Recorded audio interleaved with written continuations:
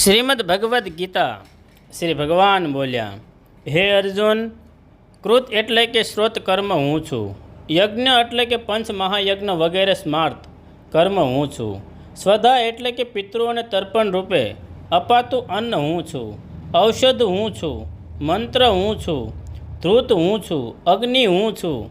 અને હવન રૂપી ક્રિયા પણ હું જ છું. આ સકળ જગતનો દાતા એટલે કે ધારણ કરનાર કર્મોના ફળને આપનાર માતા પિતા દાદા જે જાણવા યોગ્ય છે એ તત્વ પવિત્ર ઓમકાર તેમજ ઋગ્વેદ, સામવેદ અને યજુર્વેદ પણ હું જ છું. પરમ પદ સ્વરૂપ પરમ ગતિ ભરણ પોષણ કરનાર, સૌનો સ્વામી, શુભ અશુભને જોનાર, સૌની રહેઠાણ, શરણ લેવા યોગ્ય, પ્રત્યુપકાર ઈચ્છું વિના હિત કરનાર, સૌની ઉત્પત્તિ, પ્રલયનો હેતુ, સ્થિતિનો આધાર, નિદાન તેમજ અવિનાશી કારણ હું જ